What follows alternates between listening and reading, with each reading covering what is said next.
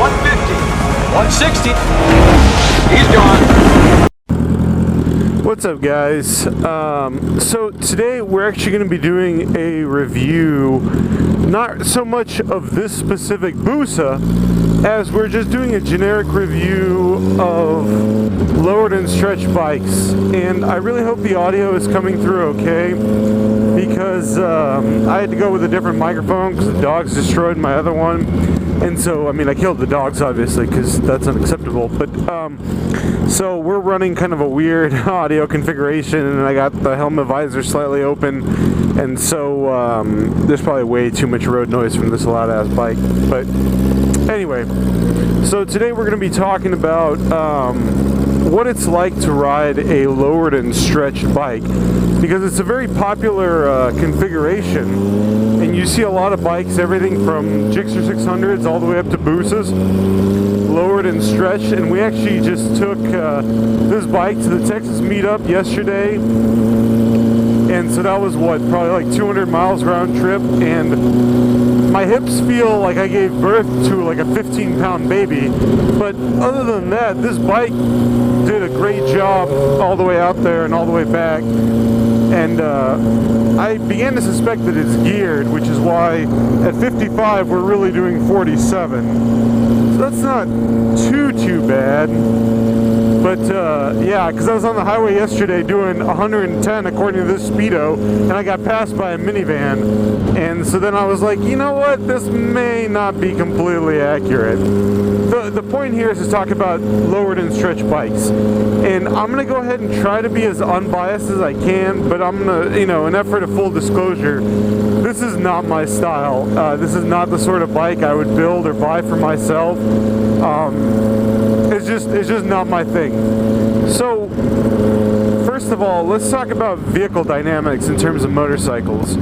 If you're an engineer and you're designing a motorcycle chassis, your job is to make sure that it handles well in relation to what it's built for. You know, a Harley is never going to handle as well as a sport bike because the frames are totally different. They're designed with different ideas in mind.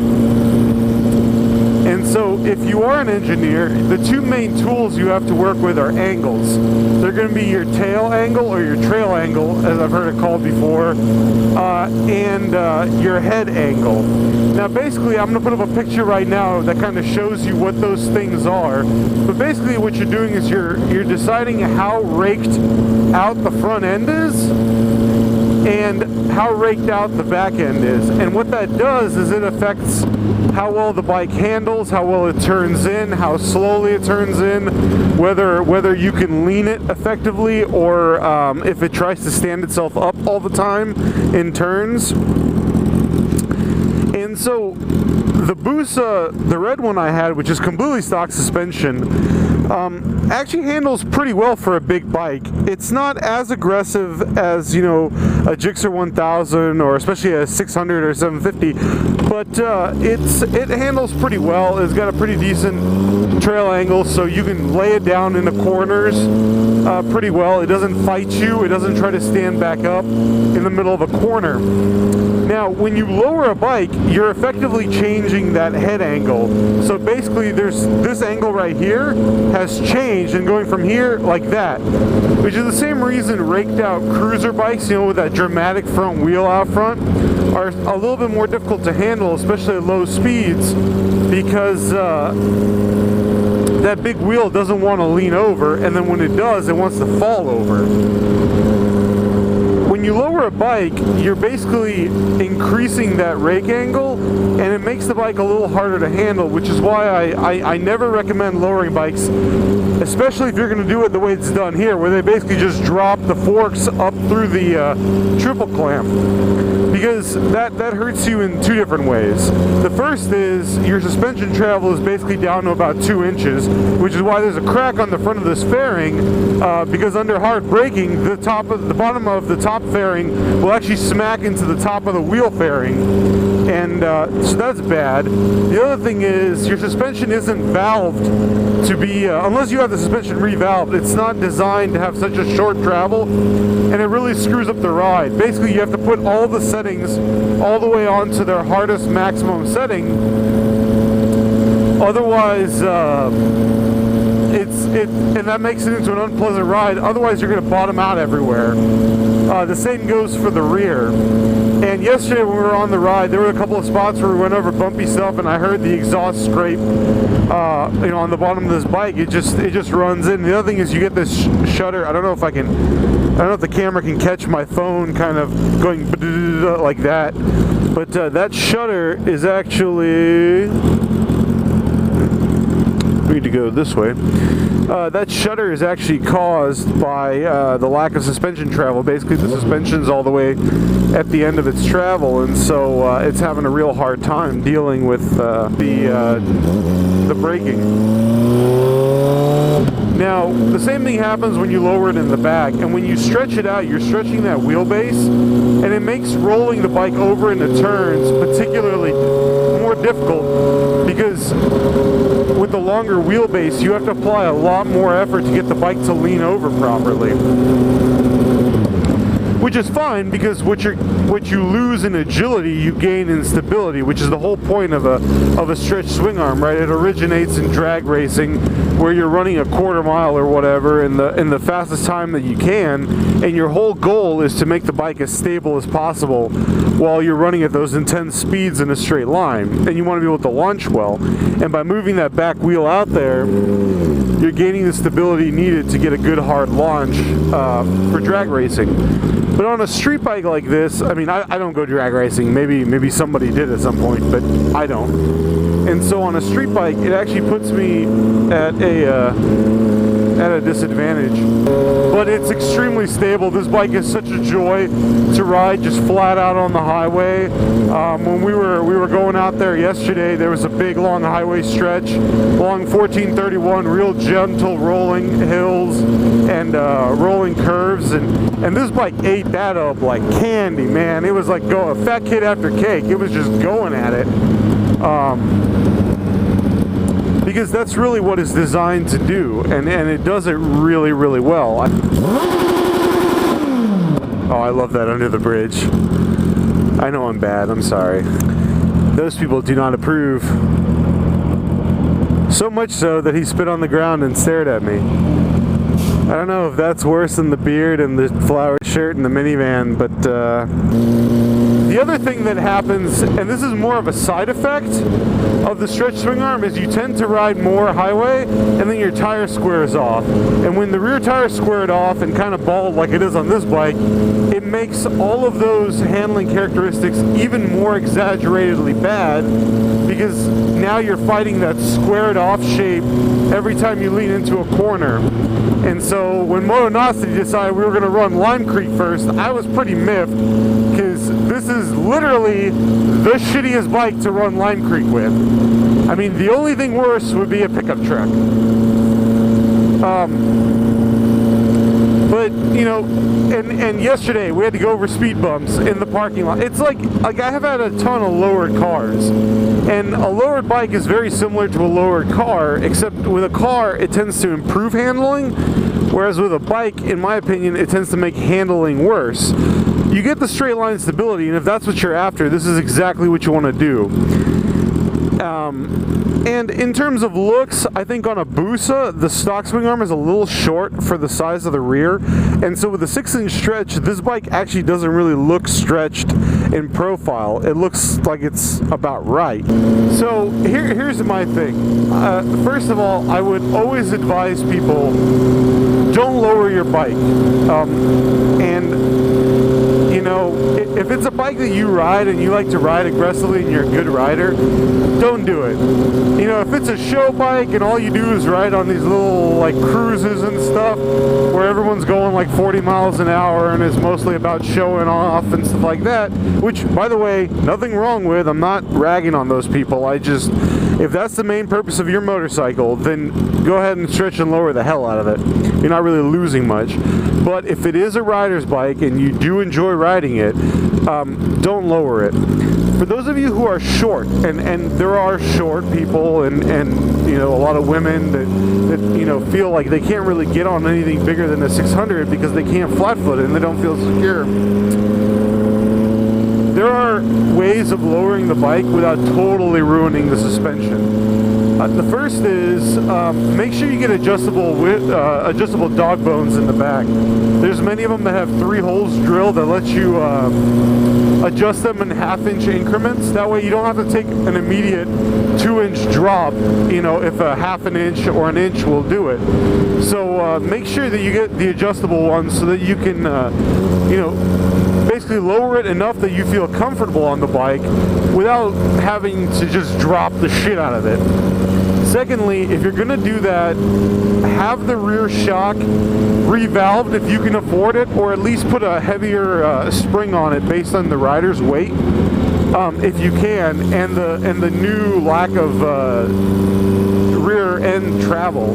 And you can get a new spring from a company like Pro Springs for about $45 to $50 shipped to your door.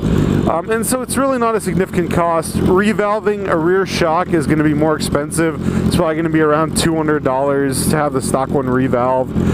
It just depends on where you go and who's doing it and what bike it is. In terms of the front end, don't do this. Don't just drop the forks up through the triple and go, oh, look how low my bike is.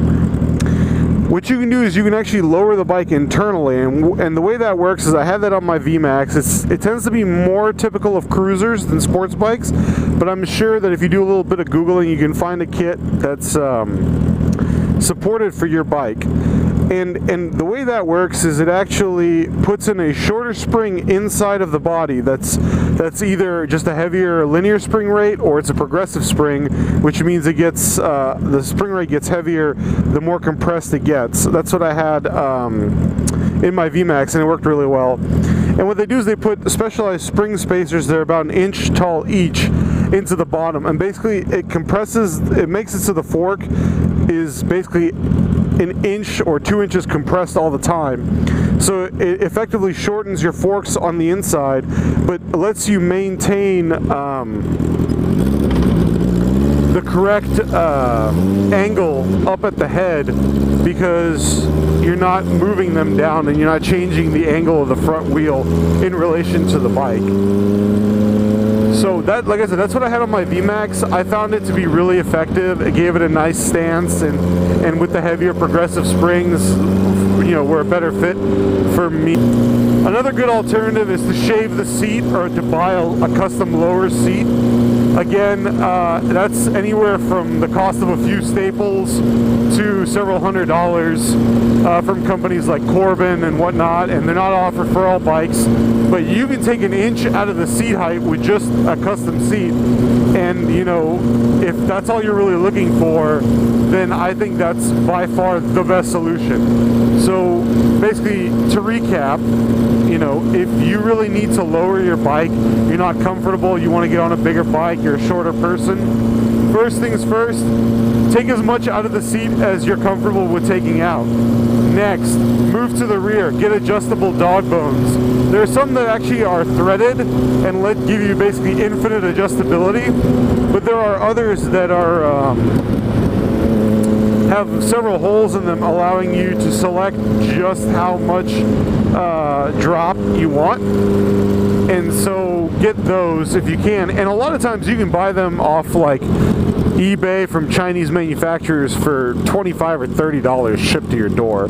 So you can definitely afford to experiment. They're only held on by a couple of bolts on the bottom of the bike.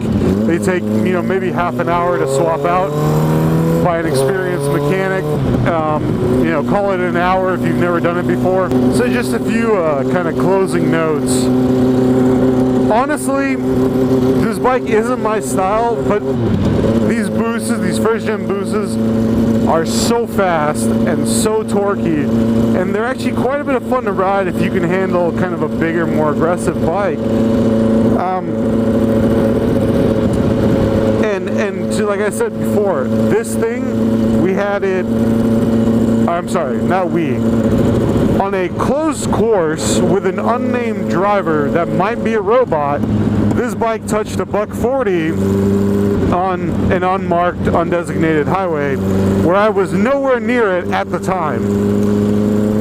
And however, the report from the robot was that this bike was just absolutely rock steady. and it had a passenger robot on it, which would have made it worse. But again, absolutely rock steady. If you're a drag racer and you're watching this and you're just thinking about getting into it, I would say that go ahead, spend the money on the stretch. I'm not a huge fan. This one has those blocks that basically just stretch it out. They bolt in on the side of the swing arm. I would actually get a custom swing arm or have it welded up correctly or whatever, because they bow a lot and it makes it really hard to get the rear axle through.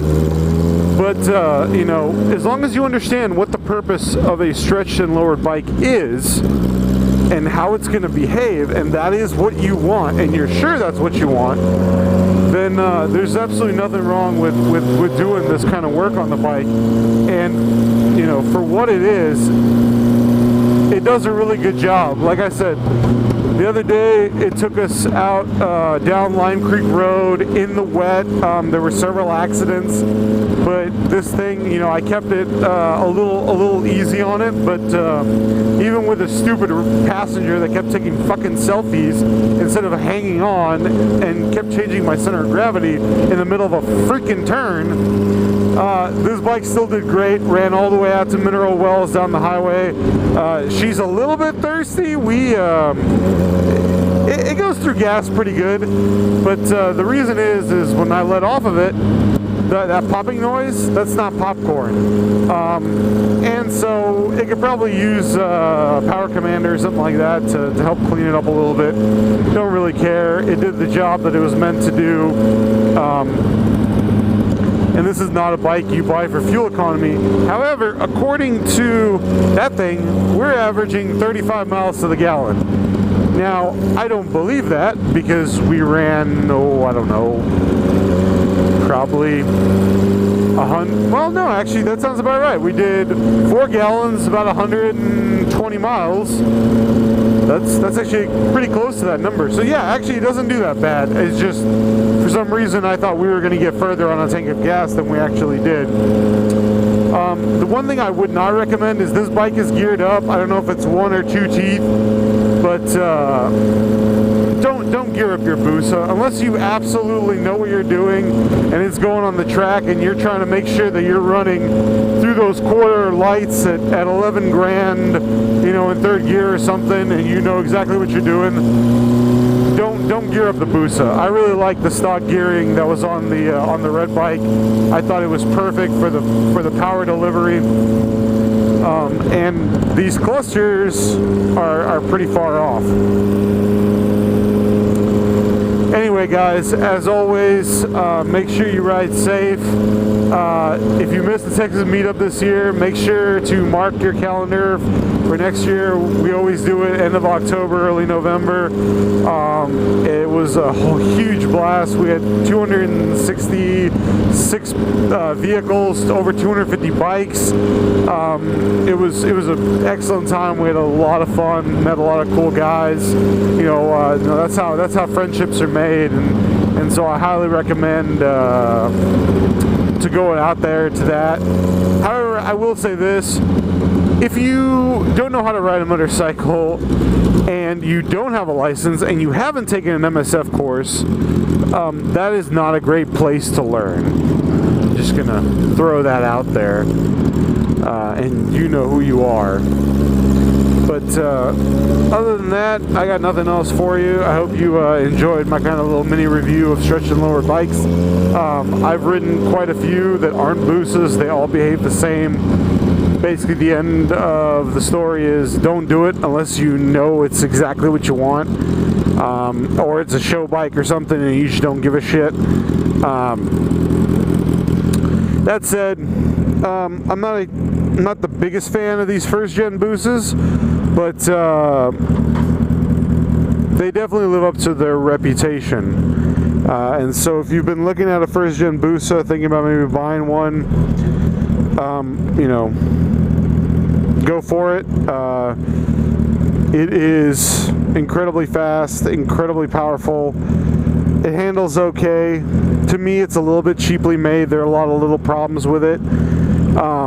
And good God, they're both loud as fuck.